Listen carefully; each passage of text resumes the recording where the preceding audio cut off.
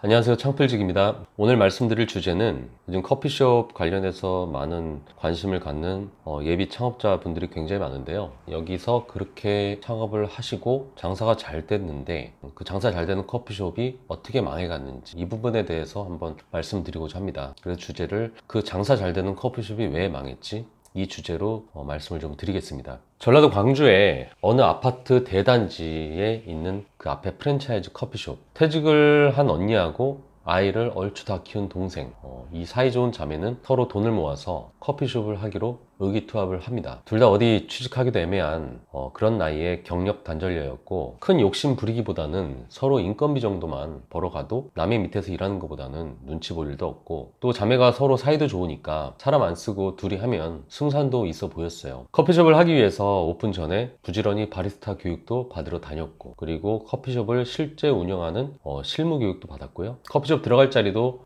발품을 팔아가며 열심히 다녔죠. 또 그 동네가 본인들이 또 살던 동네다 보니까 어느 정도 자신감을 가지고 알아보게 됩니다. 근데 이 창업이라는 게 하나하나 알아갈수록 이게 보통 일이 아니라는 거를 두 자매가 깨닫게 되죠. 뭐 인테리어 하는 것부터 뭐 원두를 뭘로 쓰고, 뭐 베이커리나 뭐 크로아상 뭐 이런 빵류 뭐 이런 것들도 어떻게 해야 되고, 또 포장은 어떻게 신경 써야 되고, 마케팅은 또 어떻게 신경을 써야 되는가, 뭐 이런저런 걸 생각을 하다 보니까 해야 될 일이 너무 많음을 깨닫게 되고, 그래서 그 둘은 프랜차이즈 커피숍을 하기로 결심을 하게 됩니다. 좀 알아보다 보니까 창업 비용도 싸 보이고, 그래도 개인보다는 브랜드 인지도가 있으니까 어느 정도 잘 될 거라는 그런 생각을 가지고, 그 중에서도 브랜드가 많잖아요. 그 중에서도 제일 나아 보이는 그런 브랜드를 선택을 하게 됩니다. 전국에 그 당시에 50여 개 정도 있는 나름 중소 프랜차이즈라 그런지 창업 비용도 꽤 저렴했고요. 로열티도 면제해 준다고 하고, 인테리어 비용도 다른 브랜드 대비해서는 굉장히 저렴하게 시공을 해준다고 하고, 또 무엇보다 가격 대비 맛이나 뭐 양도 뭐 괜찮았어요. 또 자금이 좀 부족한 건 대출도 본사에서 좀 알아봐 준다고 하니까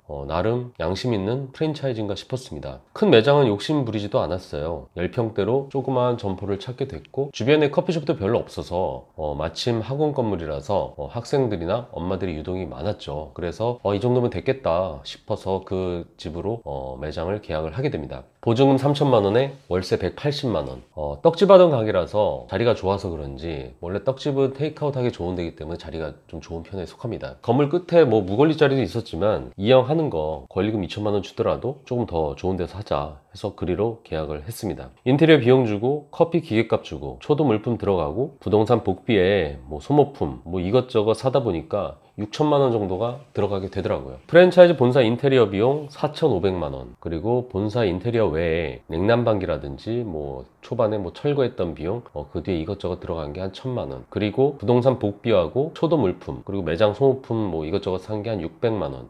여기에 또 세금 계산서를 끊어야 되니까 부가세가 또 추가가 됩니다. 10%가 추가되다 보니까 나중에 환급을 받는다고 해도 일단 7천 가까이가 들어간 거예요. 그렇게 되면 보증금 3천에 권리금 2천, 시설 투자 및 이것저것 올 해가지고 7천, 도합 1억 2천. 뭐 사실 처음 생각했던 것보다는 훨씬 많이 들어갔지만 이왕 하는 거 제대로 한번 해보자, 그런 생각으로 일단 질렀습니다. 그리고 오픈날 손님들이 활발하게 들어옵니다. 몰릴 때는 정말 정신없을 정도로 몰려가지고 엄청 바빴어요. 10평대 작은 가게지만 동네 주부 손님들 뭐 소문도 잘 나가지고 항상 테이블은 꽉 차게 되고, 여름이라 그런지 그때는 또 단가 좋은 마진 좋은 또 주스도 곧잘 나가게 됩니다. 언니는 부지런히 커피를 내리고, 동생은 부지런히 포장을 하고, 힘들지만 점점 자리를 잡는다는 생각으로 이것저것 생각하지 않고 손님들한테만 집중을 하고요. 주변 상인들한테는 돈 많이 벌어서 좋겠어요, 이렇게 부러움 섞인 이야기도 듣게 됩니다. 우리 커피숍이 이 상가에서 잘 되는 집으로 소문이 나게 된 거죠. 그리고 얼마 지나지 않아 이 두 자매는 6개월 만에 뭔가 잘못됐다는 것을 느끼게 됩니다. 아무리 계산을 해봐도 한 달에 남는 게 100만 원밖에 안 되는 거예요. 그것도 100만 원을 둘이서 50만 원씩 나눠 가지게 되는 상황이 지속이 됩니다. 이렇게 바쁜데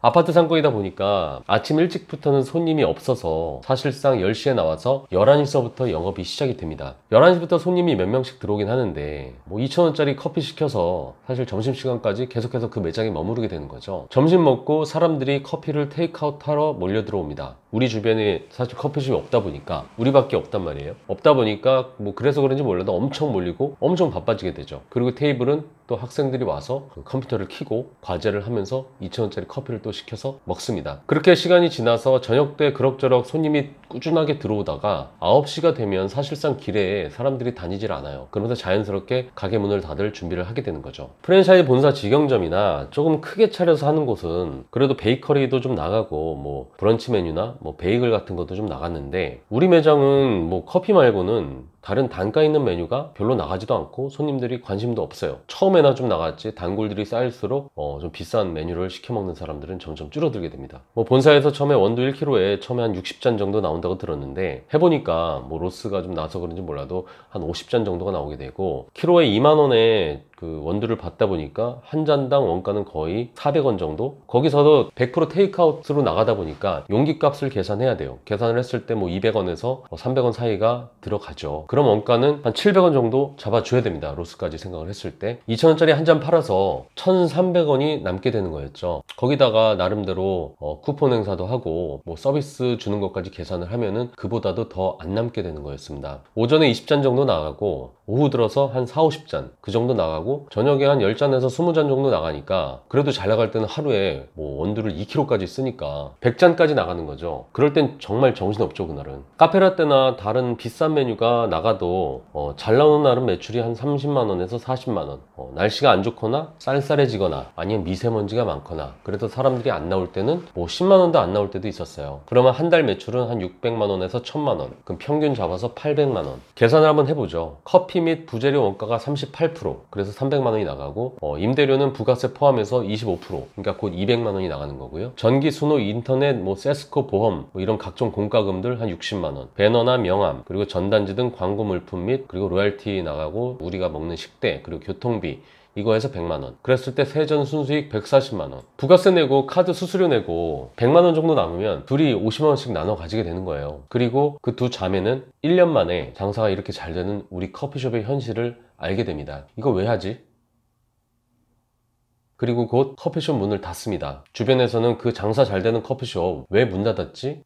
이렇게 궁금해하면서 사람들은 커피숍이 없어진 거에 대해서 아쉬워하고요. 그리고 지금 그 집 이제 김밥집으로 바뀌었어요. 커피숍을 관심 있어 하시고 매장을 운영을 하시려는 예비 창업자분들이 이 영상을 보시고 다시 한번 생각을 한번 해보셨으면 좋겠습니다. 이상 창풀직이었습니다.